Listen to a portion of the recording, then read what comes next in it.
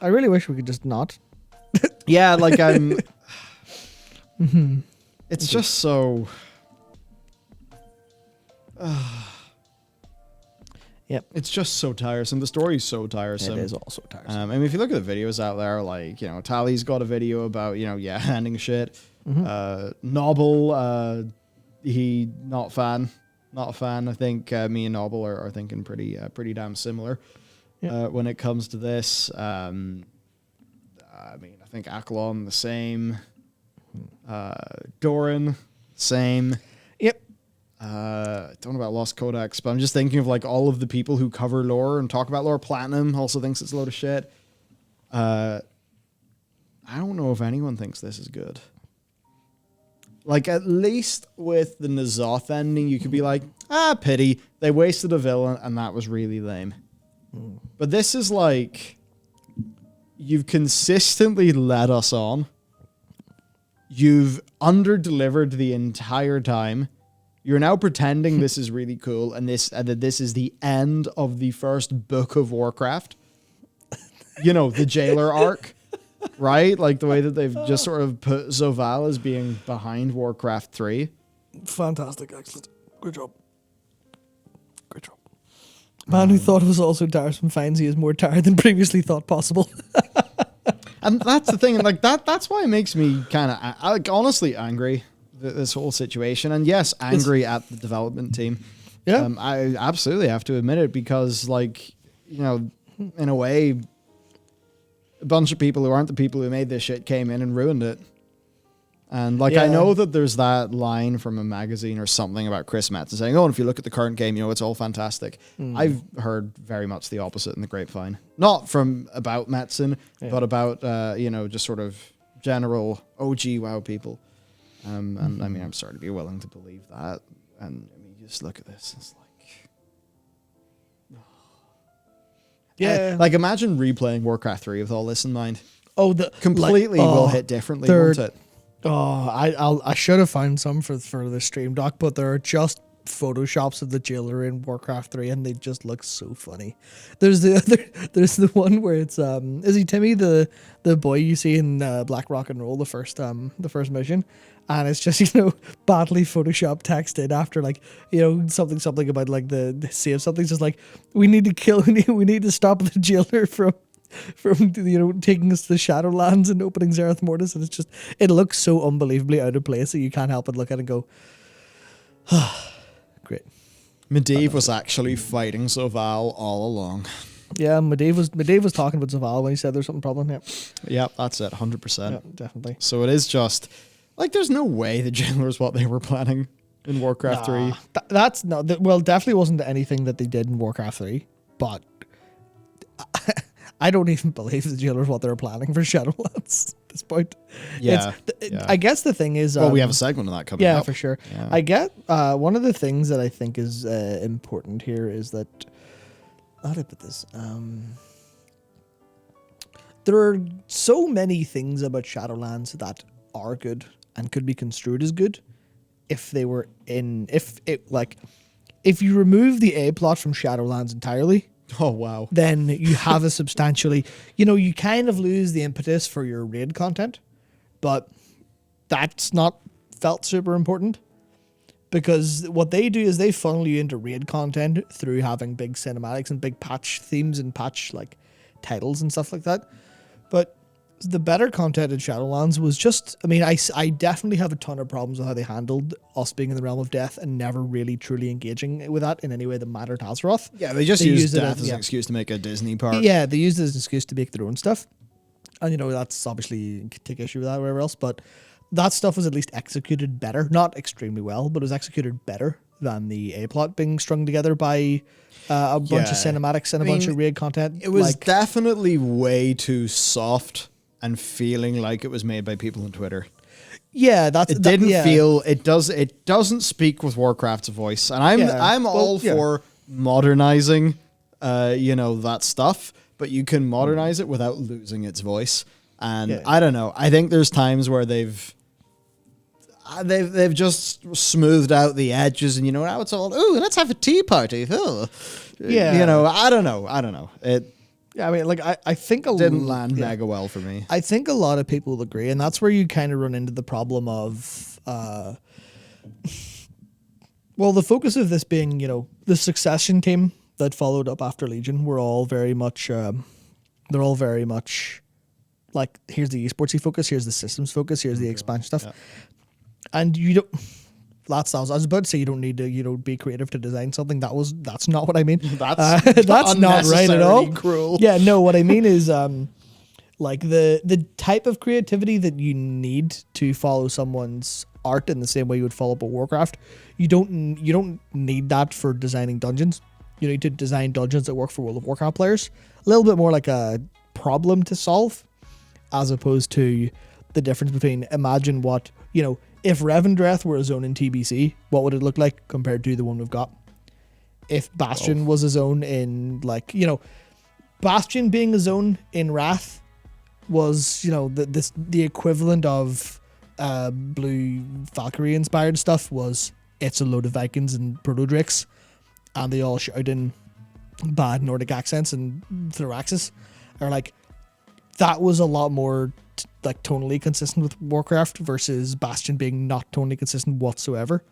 And you kind of have this thing of just I think it's really, really difficult to train someone to follow that kind of creativity, because the individual will have different ideas, whereas the design stuff's a bit different, is basically what I'm trying to say. So I think the fact that it's handed over to a completely different team and a different set of people means that it's going to be different, unless they're specifically trying to emulate, which they've clearly gone out of their way to decide not to do. Yes. So it does make me think, when we go back to Azeroth, will it feel like Azeroth? Because even since Legion, they have been this mixture of soft and edgy. And that's what's been confusing to me. It's like half the time it feels like it's ripped straight from Tumblr, and then some, as seen in BFA, a bunch of needlessly edgy shit happens. And you're like, what's going on? What are you actually trying to do here? Please, with what voice does this universe speak? I am confused. Yeah. Now, when we get to this end cinematic, I mean, can your mortal minds fathom? Now, here's the thing. I remember the whole discourse over the Taliesin video. It wasn't that long ago. The Taliesin video about, if you look at the jailer in retrospect, you're like, oh my god, 7D mega giga Chad smart plan. Yeah, he's playing multidimensional time traveling chess. Yeah, but if you follow it through from his POV, then it's like you try something, it fails. You try something, it fails. You try something, it sticks. He rolls with that. Whatever, right? It's like there's way more to it. Yeah. Now, I actually think that all these things could be true, and that he is just trying to really, be menacing and ooh, I've planned everything. You're dead. But Blizzard so heavily plays into the 5D chess thing with his dialogue that it's we don't buy it. Yeah. Oh, here we go. This is the game Zoval's been playing the whole time. Overwhelmingly positive? Not. Yeah. Oh no. Yep. It's the first ever chess variant with spatial, temporal, and parallel dimensions. Yep. Okay, goodbye. That's too much. Indeed. Check some of the reviews. So yeah, right. But then to players that just doesn't feel satisfying as a villain because we don't know who he is. Anyway, we didn't experience any of that. We're just told it happened. The soul of Azeroth, wounded, vulnerable, yet teeming with potential that I will use to eradicate this flawed reality. Explain, please. Explain, please. What do you mean? Death claims the soul of your... Yes, you already said that. Does it count as a new voice line if it's a repeat of one you said at the start? Now, bear witness. Yeah, he said death comes for the soul of your world. Now, death claims, which means that's a callback, so he succeeded in his plan. So he's good and smart and big and strong, and his mother loves him. Why? And maybe this is just writers in America. Maybe it is just that. What is this obsession with callbacks? Cute little things. You remember, and then you clap.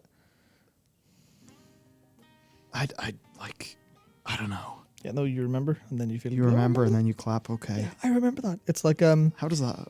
So what's happened is, right, I think they've watched too many comedy specials from comedians who will open with a joke and then their final joke will say that again, and it'll be like a punchline for like the way they opened, and then everyone will leave be like, whoa, that was all intricately tied together.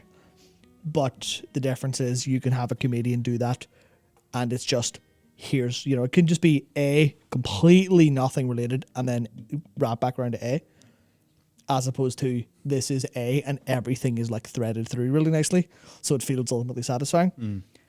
And they just do I open with a joke, and then I end with the same joke, and then everyone goes, oh, that must have been planned.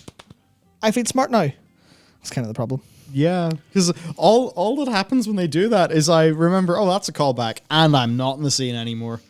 Yeah. I think it's because there's like, the density of things, and they have such a high callback density because they have so little story. Yeah. It's like every single thing has got to be so multi-meaning that you parse together after the fact, because they just... I don't get why they don't tell their story. It's very strange. I was comparing like the equivalent of this with Emmett Selk. Oh yeah, that's stuff insane. versus, That's not even fair. And like comparing the runtime, it's like, oh my god, see, they're already dead. Stop railing on their corpse. Yeah. And then of course, now bear witness, mortals, to Eternity's End. That's the name of the patch. I clapped and cried. Imagine if he said patch 9.2 Eternity's End, and then the logo came in, and then you started the fight. But that's the weird thing. Blizzard does all this shit like a trailer sometimes. Yeah, they make trailers. They don't make cinematics. They make trailers because that's the only thing they. Well, that's the only thing they can do. What beats me though is, I mean, assuming like it's Taran leading all these things, and I just have to assume he's kind of just does what he's told now, because I think about the stuff in the past and the cinematics that he led, and like they had strong narrative. Like all those Warlords of Draenor ones, they had strong narrative. The Garrosh trailer, like the Garrosh trailer did a better job of being a story cinematic than this. And it was a trailer, and this is an in-game cinematic, right? It's like, what's going on? Why is this stuff so bad? Anyway, so after this cringe, My God. Darth Jailer. we have There Big it is. Zoval. There he, yep. There's Hello, Crestia, fucking stabbing me, mummy, etc. I only say this because all that happened with this trailer is people got horny for Denathrius, because of course they did. That's all people know how to do anymore. So yeah, I mean, basically he gets, the AA batteries fall out of him. Because it turns out, for all of these characters, if they die, they just turn into a robot. Into fucking iRobot. That's what's underneath Denathrius. Yeah. A fucking robot with a battery. Yeah. Why have they done this? Flick us off switch, like. Yeah. Also, Yeah, like, this shot's so weird to me. I'm just waiting for Sargeras dies, and we're like, fantastic. Well, would you strap the old strap his corpse onto the back of our F-150 and we'll take it into the workshop? It's like very weird. Anyway, I mean, look, I like the model. Sad. I like the He's model. sad now. It's all- Feel empathy. Feel sympathy. He was just a man trying his best. He was just one man, eternal thing, trying his very best. And you can even see where his brother, who he tried to help by stopping the cosmic threat, betrayed him and etched this evil magic that they designed, domination, to keep him in chains. That's awful. Please feel sympathy for the bad man, who has been in zero way for the past year and 4 months or so, year and 5 months, has in no capacity whatsoever been explored as a sympathetic villain, or that he even has a reason for what he's doing outside of Sylvanas' I will set us all free, and we still don't understand what that means. And I can't wait for Sylvanas to say that as a callback. Yeah. She's going to say, oh, no. This is the most incompetent storytelling and the greatest bastardization and betrayal of a fictional world that I have ever seen. It is possibly the worst. Yeah. You could maybe say destroying Game of Thrones like that over its last few seasons. You know, the last few seasons had a few high points, but then you got to the final season and I mean, again, on that, it's like, I don't like bringing this up, but I mean, I don't know, if Yoshi P tweeted something a little bit iffy and then he showed not understanding that principle in the next expansion, I feel like it would be reasonable for people to say, and then Yoshi P tweeted that, and now we saw this, and we don't get that. It's very confusing. So, you know, like, the Denuzer's response to Game of Thrones Season 8 was, well, I thought it was excellent. That's what he tweeted. And it's like, well, you know what? I'm sorry. I literally do not like doing this, but you did tweet that. Yeah. And I just like how... My personal opinion on that is, how can anyone with an understanding of character, of narrative design, of any of these things, how can anyone, let alone somebody working in a creative industry, see that and say it was excellent? Because if you're able to be blinded by high production values and clap, clap, clap, clap moments... Yeah. How can you make something? Like, how can you make something with any degree of being able to actually think about the thing that you're making in a more objective sense? You know, how can you red team your own ideas to try to poke the holes in them to make them better? Like, how can you do that if the response to season 8 of Game of Thrones is that it was excellent? So I have a theory. My theory is cognitive dissonance. Must be. That's the only thing that makes sense, because I'm a big proponent of, I can never remember what it's called, but the law that is, assume incompetence over malice. Yeah. I think that's something I always think of. Was like, I kind of like to extend that to, don't assume incompetence, assume something went wrong, because that's like the fair thing to do a lot of the time for people who, maybe this is my own cognitive dissonance over how people can be paid six figures and think this is fine in any capacity, but... Because, I mean, obviously, to be fair, that's obviously, California wages, but still, it's like, that's a lot of money for being, for running with things. Yeah, for running with things that people just go, this is terrible. Everyone can see this is terrible. I assume it's a combination of production issues that go horribly wrong. The groupthink that means you have to cognitive dissonance yourself into thinking it's good, or your identity's under so much trouble that you end up realizing that you're doing a shit job at work. And maybe it's not your fault that you're doing a shit job, but it's the end result. Maybe you're not even doing a shit job. Maybe you're doing fine, but the end result, the end product is bad. I think it must just be a case of there's so many things in the way that they just convince themselves it's fine, because that's the only way to get up in the morning, is to go, no, this is fine. Everyone else is wrong. Do you think some of it's like the whole, positivity fetishization? Yes. Oh my God, fetishization. Yes. That they have. Yeah. And it 100% is. I think they have that over there more than they have it here. We certainly do not have a overly positive parenting situation here in Northern Ireland. We do not have that. We're tremendously negative as a people. We're very negative people. And it's tremendously stifling. Yes. But it does offer one good thing. And it's that we're willing to go, well, that was a bit shit. Or we look at something we made and went, well, that could probably be better. Yes. Which is seemingly a better recipe for something being actually good, in terms of how Europeans tend to look at things and do things, than a lot of like American culture being like toxic positivity, especially in the the Californian state and stuff like that, where it's just there's a lot of toxic positivity that people talk about and people kind of enshrine themselves in, because I think it's a very valid ideological outlook to stave off the coming darkness of being alive, but it obviously does have problems when you're unwilling to look and go, well, that was bad. Maybe I should do something better next time. Because if you do something, go, I just... That was great. I have to force myself to believe this, but that was great. I get continually confused by, I don't know, bits of writing that come out of California these days. It's like you see what they've done to Star Trek recently, and it's like, wow, have you completely misunderstood the thing you're writing? What? And a lot of people look at the new Star Trek and they will still, go clap, clap, clap, clap, and like... If you look at it, it's the modern Star Trek is generally a very dumbed down story. It's very much, these aren't characters living in the world. Yeah. This is a world that is going to be, bent everything around these characters. By the way, it's like that mostly all the time. But the thing is, you don't really let the viewer think that. But you do it really well, because if the characters feel really placed in a real world that doesn't bend around them, then the character, everything about the characters will just land better, and it'll feel like more real. Yeah. I mean, I don't know, but I just think about like how a bunch of franchise revivals and things like that have kind of ended up, and I guess that state does enter the mind, and I think a lot of us, I mean, in fairness, like, there's loads of people in America who, see this shit. I'm like, what are they doing over there? Yeah, of course. It's really easy to generalize American because you look at American cultural output, and then you think, well, everyone who's all not, one place that does it really. Yeah, everyone who's not involved in American cultural output probably look at it and go, God, that's terrible. But there's enough people that keeps it afloat. I even have.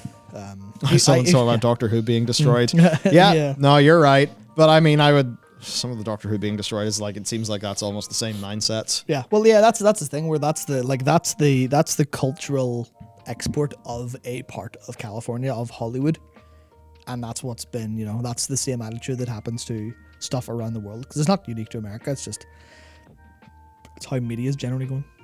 Yeah. Also, by the way, Habu. Yeah, I'm totally with you. DS9's the best.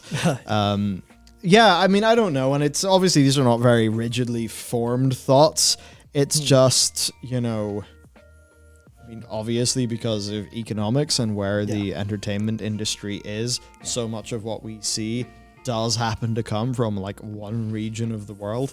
Yeah. And it does seem like almost some sort of weird toxic positivity thing has just overtaken like the current creative culture or something. I don't know.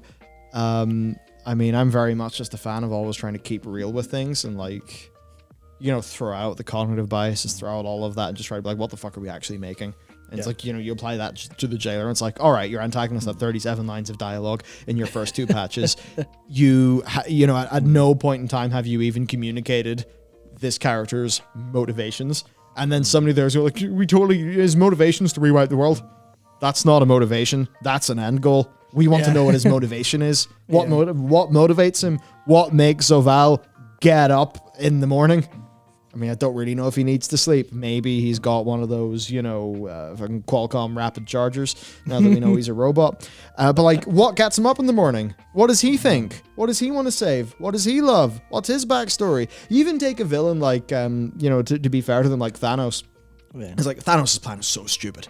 Makes no sense. Right? It's all so dumb. But in the movie, they go to efforts to characterize him so that you can understand why he wants what he wants. So that, when he gets to sit down in his cabin at the end, you get what he's went through a bit. Right? Like, they've managed to do that. Would it be so hard?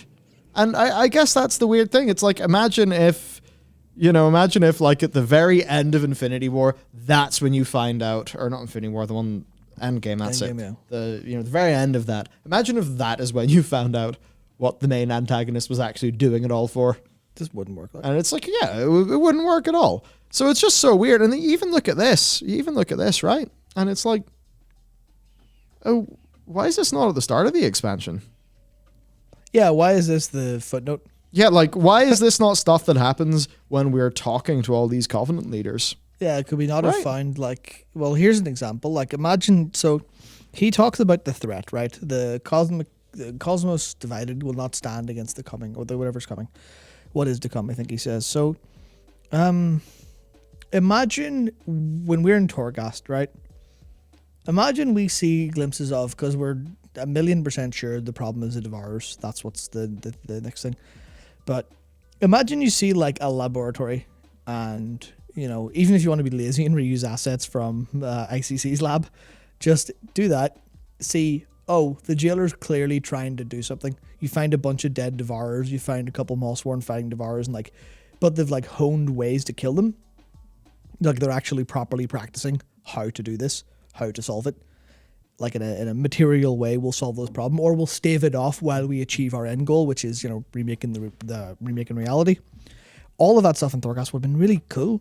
Would have been nice. There's likely there's some things like fighting different stuff, fighting Devourers and stuff, but there's no indication. And they could have told us a story in ways that didn't require cinematic or CGI or in-game cinematic or a bunch of Taron Gregory's time or whatever else, or a bunch of scripting or voice actor time. Could have just been, okay, people who are making Torghast, you understand the story of this. Please tell the story of this in Torghast. And then it's there. We see it as we go through with other like characters, and we have a feel for it. Instead of it just being, and you're doing a bunch of gameplay, and then the story gets told to you sometimes. Yeah. And I mean, the problem is, like, the problem really comes when you actually start. I'm just going to take a look. Yeah, okay. So the problem that comes when you actually start thinking about the logic of all of this. Oh, no. And, you know, I think there's been, like, some sort of pushback against having logic in stories. I don't know what it is, but it's something I've noticed. What exactly do you mean? Like, I don't know, having things actually follow, having there not be plot holes. You know? Oh, I don't know what's going on, but like, you think about any of this stuff for 30 seconds and it all falls apart. So, I mean, so Val, like, he just flat out tells him that all this bad stuff's happened. yeah. And here's the thing, like, Denathri says, you know, you could have sought another way, brother. You know, imagine what we could have accomplished together. That means Denathrius knows what the problem is, right? He knows what the big cosmic problem is. And I remember, and maybe this speaks to there being cut content here, but I remember at some point, you know, developers being like, oh, the Eternals aren't telling us everything. That's not paid off yet. And, you know, the villains just died. So is that cut? But, like, they didn't think to ask him what this big threat was? Or, you know, did they ask him? I mean, it seems like Denathrius knows. So if Denathrius knows, does, you know, Primus, Winter Queen, etc., Carestia, do they know? Yeah, I mean, here's the Primus says, why Zoval? And there's actually some thoughts about why the Primus doesn't, you know, isn't here himself. Yeah. You know, there's not a model for him, but the Primus says, like, why Zoval? You know, what drove you to this end? To, you know, to preserve that just doomed is what he says. Yeah. Well, does this conversation continue? Or does the Primus, most intelligent, you know, person for strategy and tactics in the cosmos ever, apparently, does he just, like, not follow up on that? Yeah, just That's not believable. Yeah, the entire defense system of Maldraxxus goes, big threat? I don't agree. Your plot, like, will not survive what? Like, does the Primus not know? Did the Primus not ask? Primus clearly knows but doesn't care, because I think the logical solution, the only thing that's, okay, well, how could this cinematic be true? And the only logical answer is, Denathrius is just cunning, doesn't care. Primus doesn't think it's a threat, so is happy enough with the established defenses. The Winter Queen doesn't care, or is happy enough, and Carestia is just like, oh, no, purpose, bad. Oh, no, don't go against purpose. Which basically means all of the Eternals have their head in the sand. And that's the answer. That's the logical answer to this problem. Maybe that would have been good if that was the fucking story they told.